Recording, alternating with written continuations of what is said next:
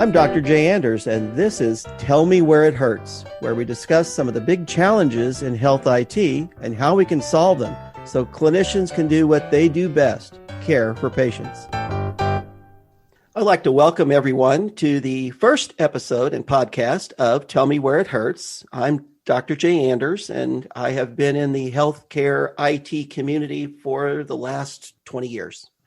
Before that, I practicing internist in a very large multi-specialty group practice, trenches doctor in ERs, plus a few other things like a medical director of a health plan, medical director and president of a clinic. So I have pretty good experience across the board when it comes to healthcare and how it's administrated and healthcare IT for the last 15, 18 years. What we're trying to accomplish here is have a forum where we'll have guests that can discuss some of the issues and some of the answers that healthcare IT approaches and poses to us. And hopefully we can all learn from one another and have a forum that we can discuss these things back and forth. In the future, we're going to have guests from the national stage, such as the healthcare part of the White House and HHS, as well as industry leaders, and even trenches, people in the trenches, such as physicians actually practicing and using these systems and where they see the problems and issues are. So today we have our first guest, and she's quite famous for anybody who reads HIStalk. I'd like to introduce her. She's Dr. Jayne, the anonymous CMIO blogger, and with HIStalk. Jayne began her informatics career at a large health system that was transitioning into an electronic health world of EHRs. Most recently, she's held key informatics roles for several large health systems while keeping her clinical skills sharp in the emergency room and urgent care settings. Welcome, Dr. Jayne. So how are you doing through the COVID pandemic? Well, doing well. You know, each day that you spend vertical is a good day. And I really want to thank you for letting me come on the show today. I'm excited to be here and excited to be part of a new tradition for Medicomp. Well, thanks for being here. I really am looking forward to our conversation. We've known each other for quite some time, and we're both kind of been in this industry long enough to have all the bruises and bumps and sores that it creates as you go through it. So for the last 10 years, where do you think this industry has come, and how is it broken, and how does it translate into the doctor's day-to-day practice? So I think as far as the evolution of the industry over the last decade, that's been really interesting. And I just kind of had a little bit of a milestone this year because I just completed my 10th year writing for HIStalk. And, you know, every morning when my cell phone pops up with, you know, my memories of the day, and I've been seeing over the last few weeks all these different HIMSS events and things that we would normally be doing this time of year. And, you know, it was really interesting to think how far we've come from the initial days when I first started in healthcare IT to, you know, we were on the bleeding edge. You know, we were really trying to transform healthcare.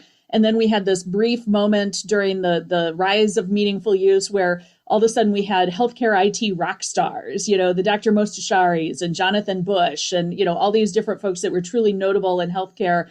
And people were really into that. And then things kind of settled down and, you know, healthcare IT became ubiquitous. Everybody's got it. We all are just kind of dealing with it now. It doesn't seem like there's anything new and exciting and fresh.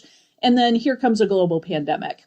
And I think that's been really interesting as far as spurring some new developments and some different technologies that maybe physicians and clinicians were not used to seeing. So the whole idea that we have technology behind running, you know, a drive-through testing center where, you know, patients are doing everything on their phone in the car while they're in line. And what we're doing now with vaccination, I really think it's permeated all of healthcare, but I think there's still so much opportunity for where technology can go and where it can take us. There's a whole untapped realm of things that could make our lives easier. But right now, I think there's still a lot of us that see it as a burden. And part of that is due to systems that don't really support us or maybe organizations that don't really support us. But I really think there's a tremendous amount of potential. I'm excited about some of the things that I'm seeing. I'm excited to see what people have to show if we ever get back to an in-person HIMSS. You know, we definitely miss kind of the craziness of the exhibit hall. You know, that's always good for some shoe watching and other things that we used to traditionally do there. But I think the big thing to remember is that nothing will be the same going forward. We're not going to get back to where we were. It's going to be a different market. And I think people are savvier. People are savvier about what technology they bring into their practices. They're not doing it just because it's the cool thing to do or because, in the case of the United States, the government is mandating it. They're going to do things because it's going to meet a patient need or meet a business need. Well, interestingly, you say that because there's a couple of things that people talk about all the time. And one is usability issues for clinicians and these systems, actually making EMRs from a task to a tool that you can actually use. And it's been one of those things that I've seen bandied back and forth actually quite a bit. So what's your take on usability and where that's going to go? And what I mean by that is we've got very large vendors in this industry who have become, the standard out there, but yet providers really aren't getting the support they need to actually use the systems that they're being given. And there's this whole add-on, upgrade, bolt-on technology out there that a lot of people are getting into. So what's your take on that and usability in general? So I do think there's kind of two prongs to the whole usability issue. So there's certainly the usability of the products themselves. Are they being designed intelligently? Are they being designed for the task at hand? Do the people designing them have formal UX training? And I think back to kind of my early days in the industry, one of the vendors that I worked with actually had a PhD trained usability expert that would come and talk to clients about their philosophy and why they were trying to do what they were trying to do with the system. And it's very interesting because some of the things that designers sometimes think are, interesting or sexy or cool looking actually can have a high cognitive load for physicians. So as they may look cool, but they're harder to use. And it's really important to balance that and to understand, what is the job that's trying to be solved? And does it need to look cool or does it need to just get it done? So that's kind of the one prong is the technical piece. And I think there's certainly a lot of opportunity. But to the other comment that you said, are users getting support from their organization? I still see people that don't get adequate training. And interesting, I just wrote a blog piece this morning about supporting a go live. And, the idea of doing mock go lives, for example, yes, it takes up time, but you have to go slow to go fast. And I think if people buy in a little bit more to the training and the value that the tools will have for them, and if their organizations support them in that, make sure that they have trainers that are available at the times that they want to be available, which may not be normal working hours for physicians, to really know how to use the tools so that they don't feel like they're just being, thrown into the deep water when they start. And I think the other angle of that too is the systems that are out there are so sophisticated now, and many of the clients that I work with, they're just using a fraction of their system. So they may be blaming I'm going to blame the EHR because it's frustrating. Well, that's because you're only using half of what you're supposed to use. You're using half of the workflow.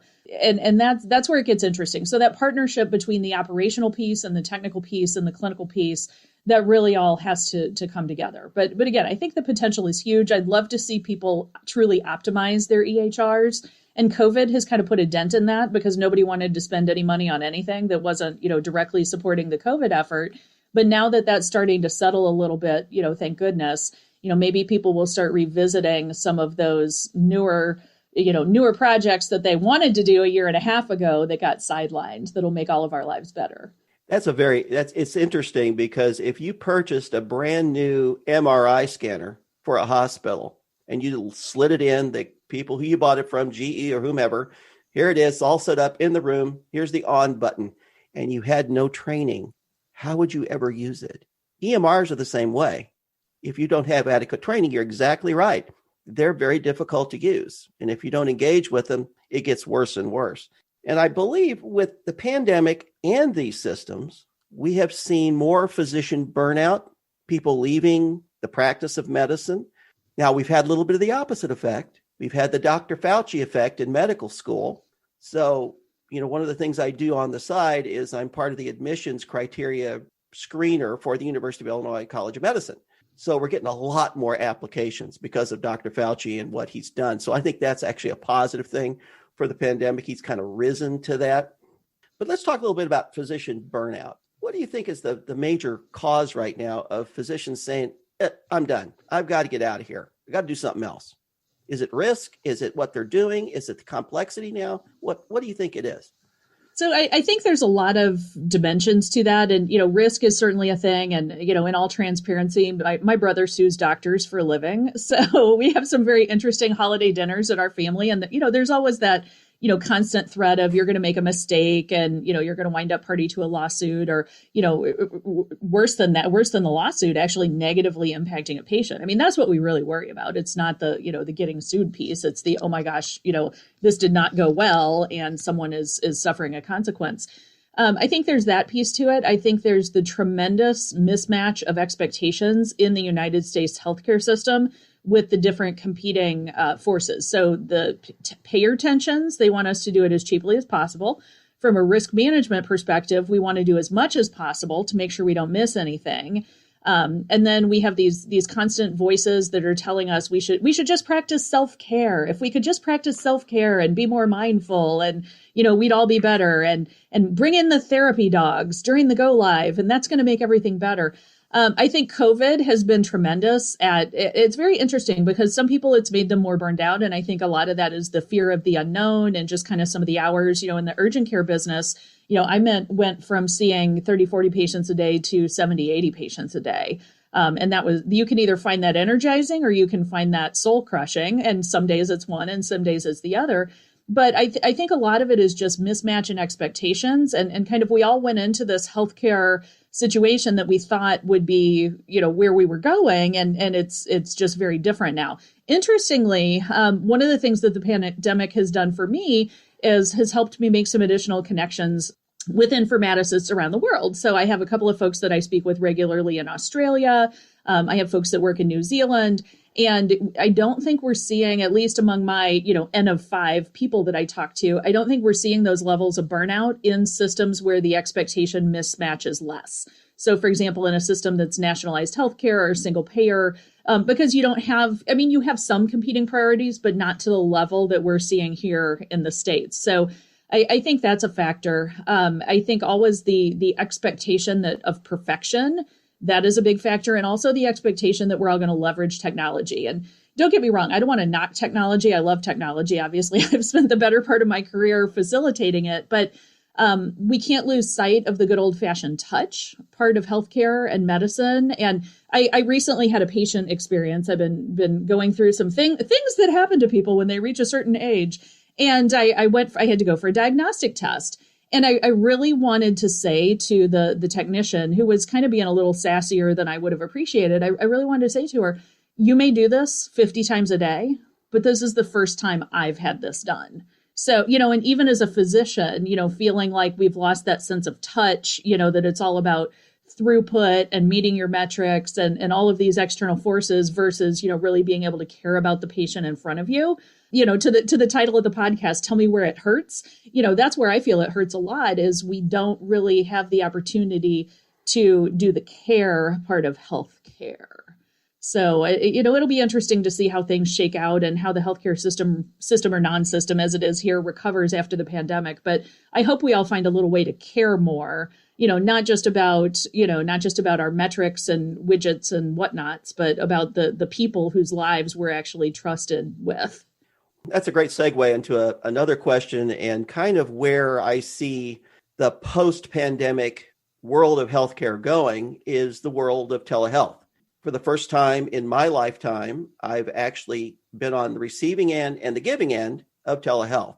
So helping people over the computer is a little different than when they're standing in front of you. However, I do believe that telehealth is going to be here to stay, and it's actually going to expand over time. And Medicare has provided payments for that now, kind of cleared the pathway for that. And we're seeing companies start to rise up now to do just telehealth. So I'd like your take on telehealth and how that all fits into healthcare IT and where that's going. Yeah, telehealth, I think, is going to be very interesting. And I do a little bit of dabbling in telehealth, both in the provider side and also on the consulting side. And I think the technology is going to be really important to make sure that we're not just creating a new silo where people's healthcare information lives. And to your point about, some of these big companies rising up that are dedicated telehealth companies, how is that information getting back to a primary care physician? Does the person even have a primary care physician? Does the telehealth vendor offer primary care? I think that's the next great thing is, could we truly have primary care telehealth where, someone in a completely other city is quarterbacking your care because maybe they're a good fit for you. You guys click. I think that's very interesting, but we have to get the technology underpinnings with it. And I think that's going to be really important to make sure that those vendors are meeting the same standards that other folks are meeting so that we can have true interoperability, make sure that if you have a problem list item that's documented over here, that it makes it over there and that people know what's going on with your care. Because otherwise, we're just going to create another level of fragmentation and people aren't really going to get the care that they need. And I've seen that a little bit, not necessarily specific to telehealth, but specific with some of the data flow with vaccinations with COVID. So, that's something that we have a national priority around, vaccinations. That is a huge thing right now. And I want to encourage everybody to get your vaccine. It's not a big deal. Technology is cool. My Wi-Fi did not get any better in my house, so I'm very disappointed about that. I didn't get the 5G chip or whatever, but, I feel protected, which is good. But that is a national priority, and we still can't get the data to move around correctly. So some states are going through an immunization registry. Some are sending it system to system. One of my favorite bottom of the barrel states, the state of Missouri, they actually switched over their immunization registry like 2 weeks ago and just quit taking the legacy feed. And people didn't necessarily know that was going on. And that created a huge kerfluffle. But we've got a national priority around that, and we can't get that data to move well.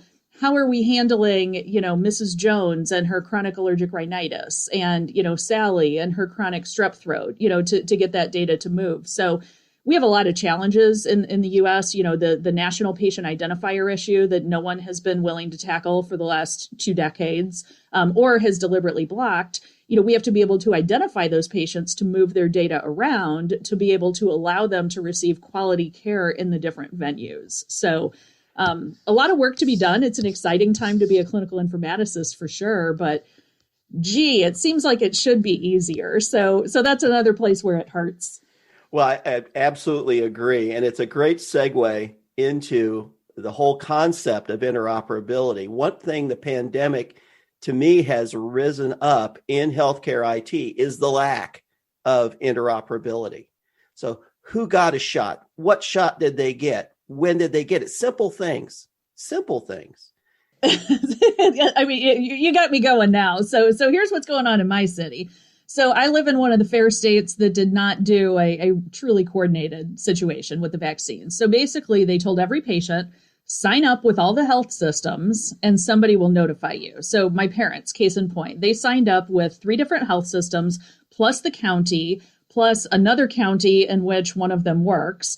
And ultimately, they ended up getting vaccines, but there's no way for for these various entities, the county and the other health systems, there's no way for them to know that my parents already got a vaccine somewhere else. So they're still outstanding as a, quote, needed vaccine in 4 different systems. So we don't really know how vaccinated we are, compared to who wants it, because they look on paper, they look like 5 people who want a vaccine when it's really just done. And there's really no way to put that together because we had this kind of really fragmented approach at it. Other states that agreed to do it through their local public health agencies, and you can only sign up in one place, at least they have a bead on it. We keep buying hundreds of millions of doses, but we don't really know what the true need really is, who really wants it, who's going to get it. And I just find that very interesting because you're trying to follow the data, but the data is all over the place. And then finally, the health systems came out and somebody asked the question, as people are getting vaccines, should they call? Should they come off the list? One health system said, don't call us because your phone call keeps us from scheduling somebody else. Just ignore the emails. One health system said, well, we'll send you an email with an opt-out button and just click the opt-out button. And then the other one said, no, please call us and tell us that you've already received your vaccine. So, and that's just in one metropolitan area of a couple million people. There's so much data out there and we don't even know what's going on. So I would love to solve that problem. I talked to the state health commissioners and, I would love to get the IT contract on that. Let's figure out who really in the state wants one and let's get them to the right place. But it's just harder than it seems it should be. Well, and then get it to a central location so we know in the nation, are we going to reach herd immunity with 80% vaccinated or whatever the experts tell us that's going to happen? We don't know that for sure. Same thing happened here in my state, exactly what you described. Some states have handled this really well, some states haven't. But it really does raise the question of true interoperability, because we can't even tell who got vaccinated. How in the world are we going to get a complete medication list, a complete problem list that's been vetted by somebody, somewhere, transmitted from physician to physician?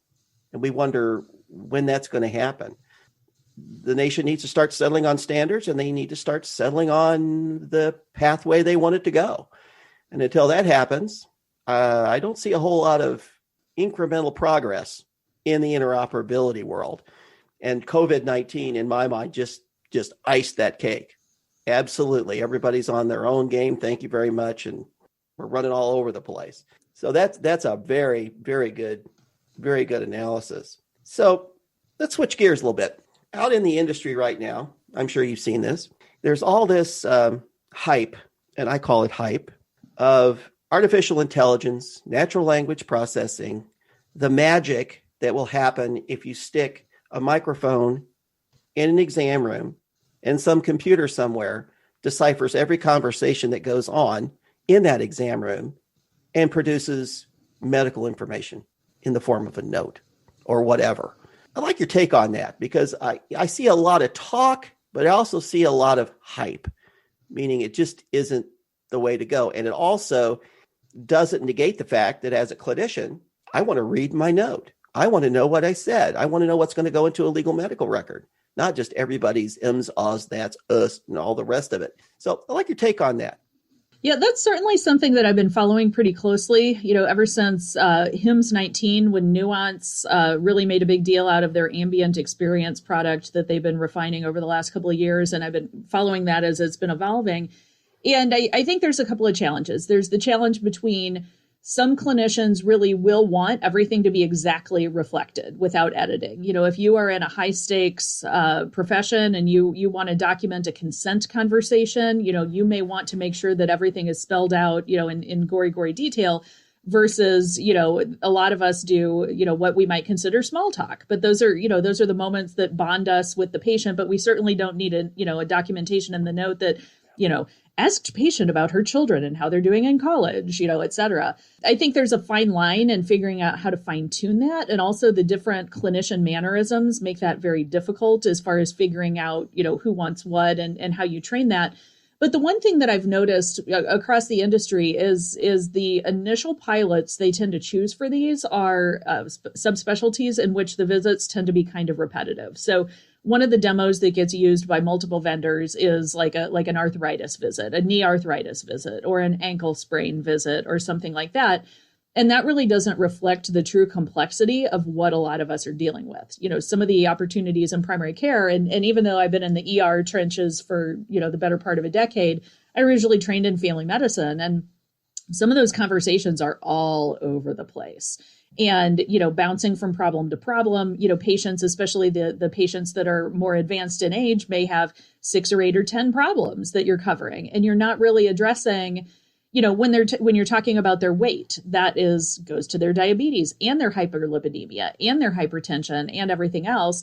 How do you get a system that's smart enough when it puts that plan together to know that when you were having the conversation about weight, that wasn't just about the obesity diagnosis, that it also goes to support all the other diagnoses that weight is a contributing factor to. So, I've thrown this out there in the blog a couple of times, and none of the vendors has picked up on picked up the gauntlet, but I would love to go see it in person in an actual primary care office with actual primary care patients and see how well the systems can currently handle that and see what that looks like, because I'm still a little bit skeptical. I mean, I think it could do very well for problem-focused visits, but when you really get into some of these complex visits that, you're bouncing all around with different topics and especially different psychosocial issues and the end-of-life conversations that permeate, the overall, discussion of the actual medical issues, I think it's a challenge. Maybe we'll get there. I'm a little bit of a Star Trek nerd. I hope that, maybe someday we'll get there and, everything will be consolidated to, one page on a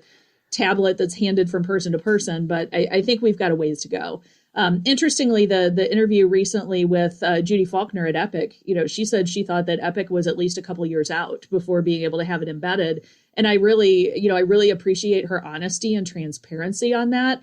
One thing that drives me crazy in the industry is the vaporware and the number of companies that sell stuff that actually either doesn't exist or exists but doesn't work right. So as a clinician, I think the transparency is very respectful.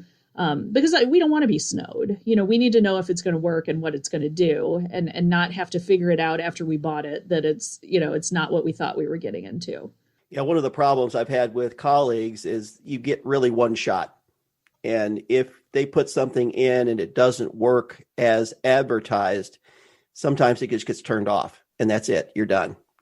Physicians are reluctant to give people second, third, fifth chances when it comes to how they work, where they work, and how technology adapts to what they do, which is a big issue right now. So do you see technology, where do you see technology going as far as that's concerned? Do you still think there's going to be, I'll call point and click systems with templates and things like that?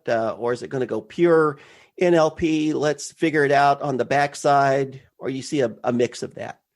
So I do think, at least in the short term, it's going to need to be a hybrid. You look at just kind of the upfront investment that needs to happen for, like an NLP system. Some of those systems, it's like 16 microphones in the room, and you got to have an actual technology infrastructure investment, as well as the software and the training and everything else. The reality is sometimes people are just faster with a templated system that is configured or customized to them. So I kind of think about the NLP systems as being like a digital scribe. And I've worked with scribes on and off for the last decade. And there's good scribes and there's bad scribes. And there's scribes that understand your clinical intent and scribes that don't. And some of them produce beautiful notes and some of them don't. And, that's the challenge of thinking that we can have a system that can truly learn my intent and what I want in the note, versus I know what I want in my note and I'm pretty fast and I can type 80 words a minute. So, where is that balance and what is more stressful to the clinician? I think there will be some breakdown by specialties. I do think some subspecialties lend themselves to the NLP process more easily at the point of care than others do. Just due to the reproducible nature of their visits and things like that. I have some friends that are in super duper subspecialties that, essentially a good friend of mine treats like 5 diagnoses. And so, that could work really well for there. One thing I don't want to kind of throw out with the bathwater with NLP is I think there's other really great uses of NLP that are more robust and more formulated. So not necessarily trying to process that language at the point of care, but using it kind of sort of at the point of care and sort of at the back end to try and pick up things that could help support coding and billing, that could help support HCC coding, for example, pick up things that clinicians may miss and kind of point out to them that, hey, you covered this during the visit, but you just didn't document it. We saw your documentation of it, but you didn't have the diagnosis code. And that works very well with some of the data that we've seen from the professional organizations. Like the American Academy of Family Physicians had some data from a couple of years ago that, the average family physician treats like 5.2 problems per visit, but only documents like 2 point something.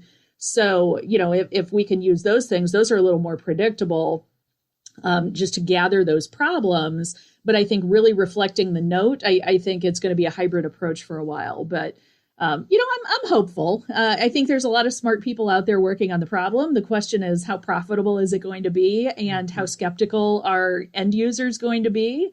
And, that's kind of what keeps us on our toes in the industry. Yes, it does. Absolutely. Well, I have one final question for you. Given all you know and your very broad view of healthcare IT as a whole, if you could wave your magic wand and fix one thing tomorrow, what would that be? Oh, there's so many choices there. Honestly, I mean, and this, depending on how popular you think it is or don't think it is, or the privacy implications or this, that, and the other thing. Honestly, I think one thing that is truly hobbling us in the U.S. is the lack of a unique patient identifier. If we could fix that, if we could start putting the underpinnings to have a true master patient index that we could actually link people to reliably, It's never going to be perfect, but I think it could be a lot better than what we have currently. And that could start to be the framework to pull all these disparate systems together and start identifying that data to one individual. I mean, I have a good friend that lives in Taiwan, and we talk a lot about the health system and just how everything is linked to the national health ID card and, resources and everything. And it just seems like they have a whole lot less problems than we do from a data matching standpoint. So, I'll take that one, but again, it's not sexy. It's not, we're going to fix the patient experience. It's not, we're going to fix the clinical experience. It's that under the covers, deep data stuff that, you don't talk about it at cocktail parties or happy hours. But, for some of us, you look at the number of problems that fixing that could solve. And I'll take that as my first one. Okay. I was thinking interoperability, but your choice would actually go a long way to fix interoperability, to be able to identify Jay Anders as Jay Anders, wherever I happen to be. Well, we're about out of time. I'd like to thank you so much, Dr. Jayne, for being our inaugural guest on our new Tell Me Where It Hurts. And we'll see you at HIMSS, maybe. Great. I hope to see you there too. If you're looking to learn more about healthcare IT, you can find me blogging over at HIStalk. It is America's trusted source for IT news and opinion. And you can also follow me on Twitter. I'm Jayne, Jayne, HIStalkMD. That's all for today. Thanks for listening to Tell Me Where It Hurts. Tune in to Healthcare Now Radio and Podcast Network each month for the latest episode. To learn more about Medicomp systems, visit our website at www.medicompdoc.com. You can also follow us on Twitter at MedicompSys or myself at medicompdoc, or check out the show notes for links. See you next time.